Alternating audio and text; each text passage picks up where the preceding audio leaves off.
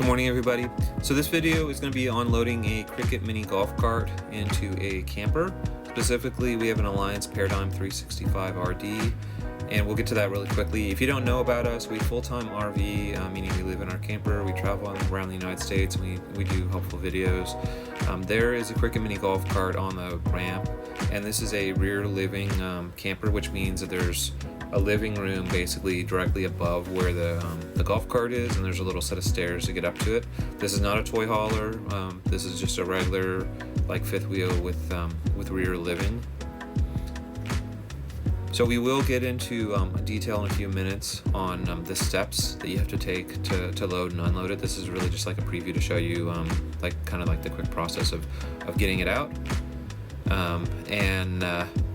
The golf cart itself weighs around, I want to say 300 pounds. The height of it when it's fully collapsed is about 28 inches. So if you measure the back of wherever you're trying to put it, if it's 28 inches, it should fit, assuming it can support 300 pounds. And then you want to do this on a very flat surface, so that's why in this particular case we unloaded it on the pad, and then we backed the camper up to set it up. So anyway, so this is the back of our camper with the ramps there, and we have the little straps to hold the ramps from falling apart, separating. And since this is a slide, if you notice there's a ratchet strap, the little black and red on the right. I put a ratchet strap on the ramp itself to prevent the slide from moving. Anyway, so the first step of doing this is you remove the seat. Now the golf cart itself is designed to collapse. So they have wing nuts all over the place. There are 2 specific spots where you need a tool, maybe 3 depending on how tight you make it. But it really, you can do most of it with wing nuts and very, very minimal tools. And we'll get to that when we get to the part that might require tools. And you'll see that we did this completely without tools. Right now we are in Huntington Beach, South Carolina at the state park, which is right below Myrtle Beach. If you're just kind of curious, where we are, we will do a video also on this campground that at some point there'll be a link in the corner, I guess. I can do that. I don't know which video will come out first. But anyway, so you line up the golf cart with the ramps. That's pretty obvious. Then once you have the golf cart lined up, you then basically drive it up the ramp. Now, like I was saying, you have to be very, very careful, make sure that the ramps are perfectly lined up. You have to be very careful, make sure that they're the correct width. You want to have little straps on them to hold them together. People are probably going to ask about this rail in the back where we're loading it up onto. It supports 800 pounds, and the golf cart is about 300 pounds. So it's fine. It doesn't really need to be supported.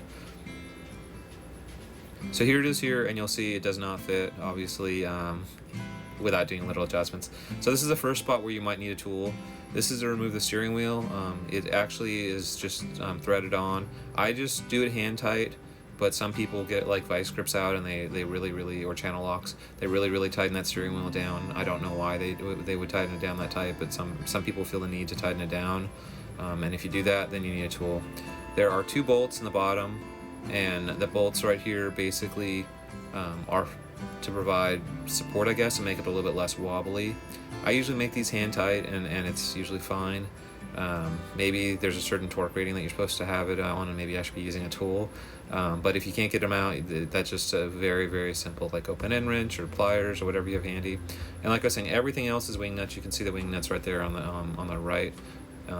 Then you just pull that little trick thing up, and then you just give it a good shove, and you'll see that I had to fight with it just a second or two to get it to go.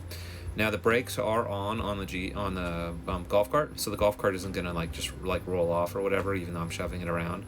So you're gonna see the front's gonna move, but the back is not gonna move because the brakes are on. And when we travel, that's the way we travel with it too. And then usually what we do is we get all the wing nuts and bolts and stuff, and we put them back in where we got them out.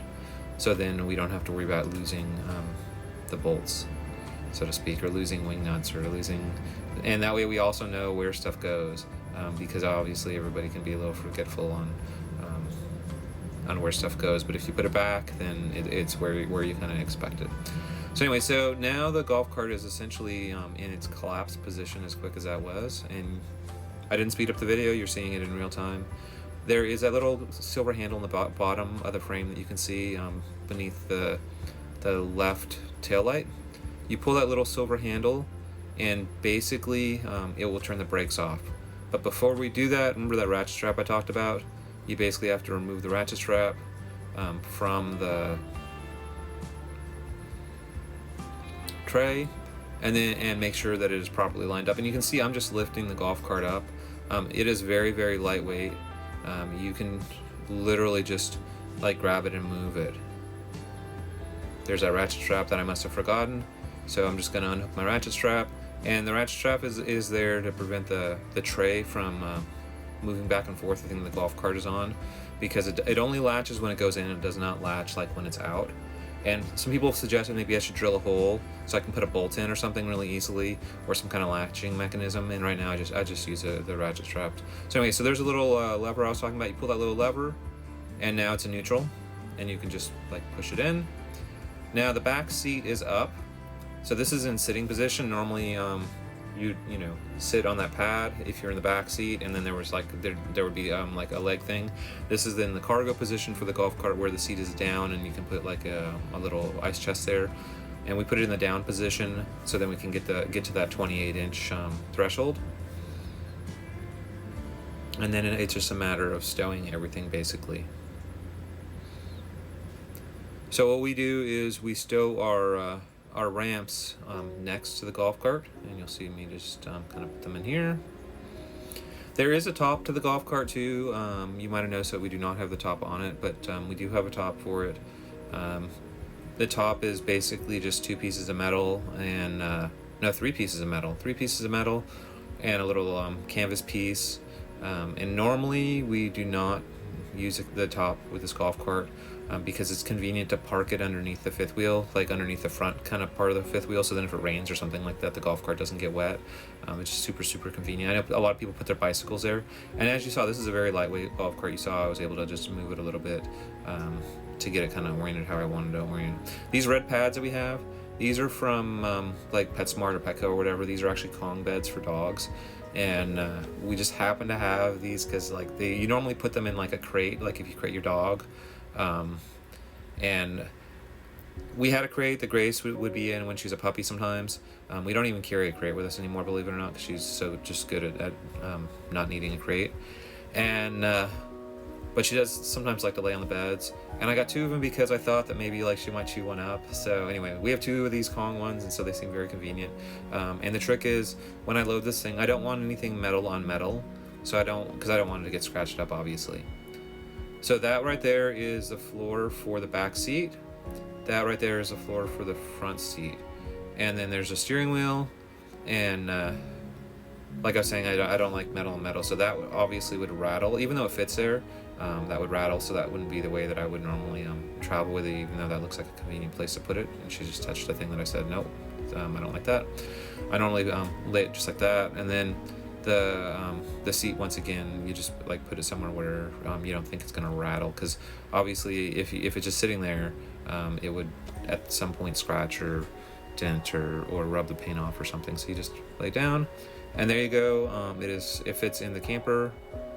And you just get the measurements for your camper and get the right ramp, and you should be good to go if you want a golf cart and you don't have a toy hauler. So there you go, how to fit a golf cart in a non-toy hauler fifth wheel. Thank you, and please like and subscribe.